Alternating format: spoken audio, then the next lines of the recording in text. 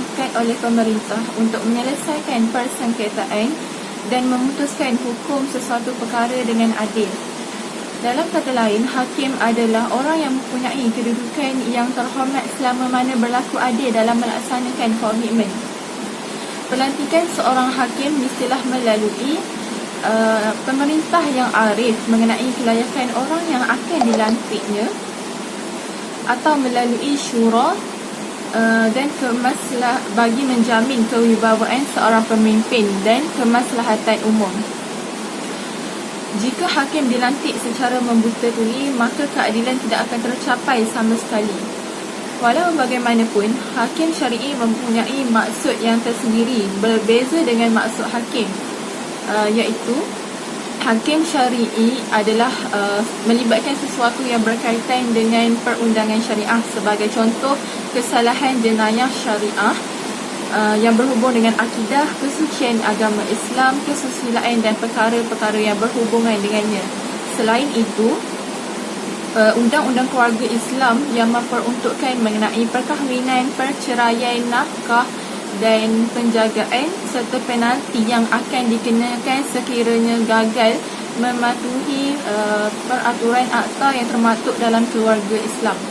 Hakim syar'i itu sendiri berhak mengendalikan sebarang permasalahan yang berlaku seperti yang saya nyatakan sebelum tadi, bagi mendapatkan keadilan bagi kedua-dua belah pihak.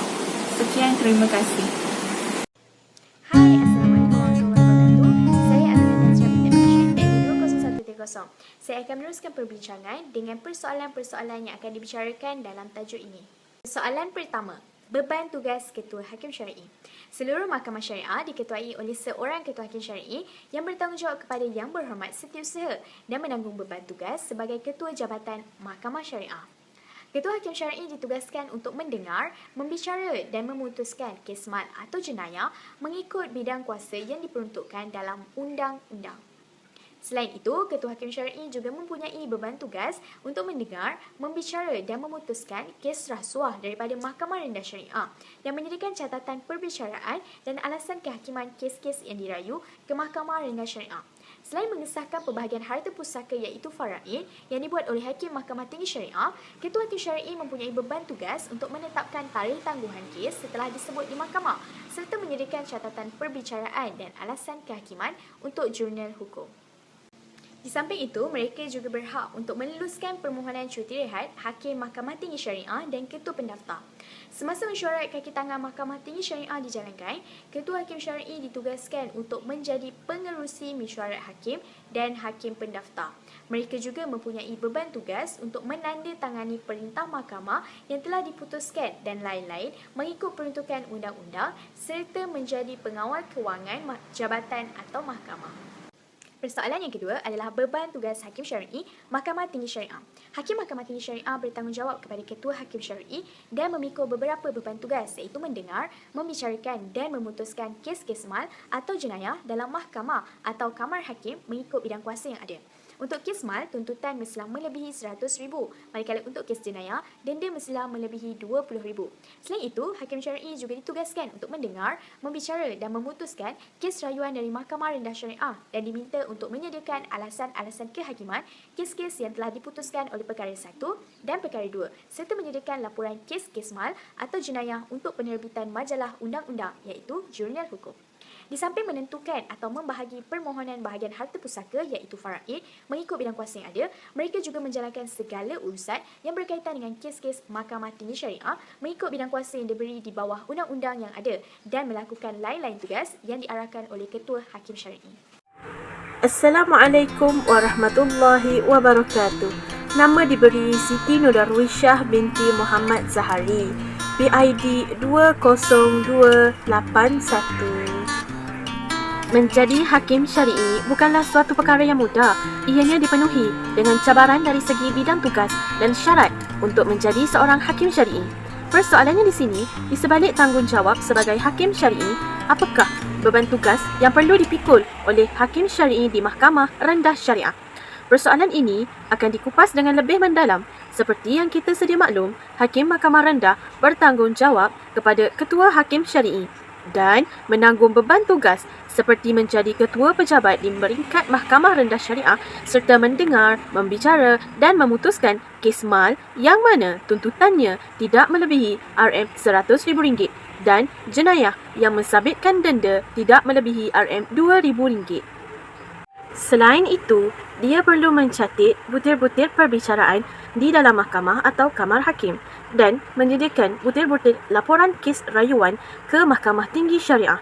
Seterusnya, dia juga perlu menyediakan alasan-alasan kehakiman kes-kes yang telah diputuskan dan menyediakan laporan kes-kes mal atau jenayah penerbitan majalah undang-undang.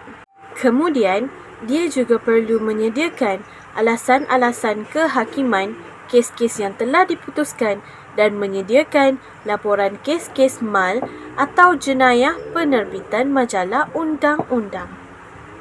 Seterusnya, Hakim Syar'i di Mahkamah Rendah Syariah perlu menentukan atau membahagi permohonan bahagian harta pusaka atau lebih dikenali sebagai faraid yang mana nilai harta tersebut hendaklah tidak melebihi RM100,000.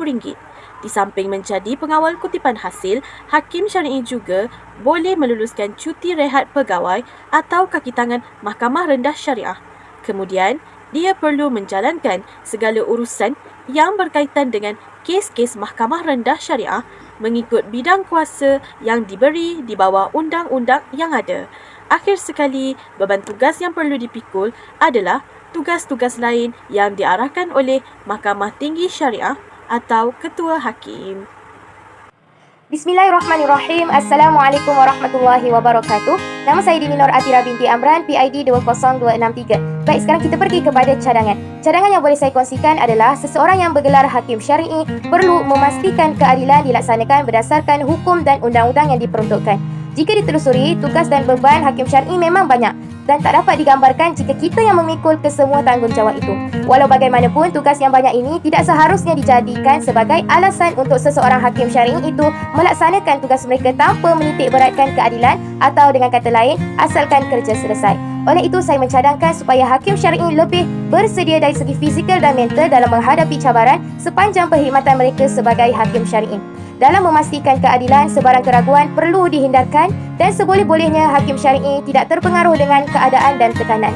Akhir kata, untuk menjadi seorang Hakim Syar'i bukan sahaja perlu cekap dan adil dalam mengendalikan kes, namun mereka juga perlu mempunyai integriti yang kukuh dan mampu meletakkan benteng ke dalam diri supaya tidak terjerumus dengan godaan duniawi. Assalamualaikum warahmatullahi wabarakatuh. Saya Nur Patricia dari Muhammad Syarif PID 0161. Saya ingin menerangkan sedikit bagi bahagian penutup.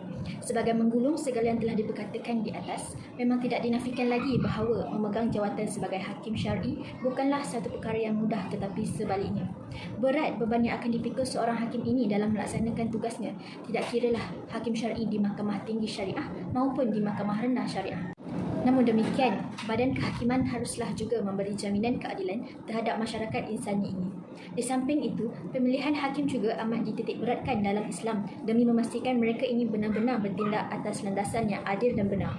Oleh yang demikian, seseorang Hakim Syar'i mestilah sentiasa bersifat tulus dan adil dengan tugasnya walaupun dipikul dengan beratnya di atas bahu. Sekian sahaja daripada kumpulan kami. Sekian, terima kasih.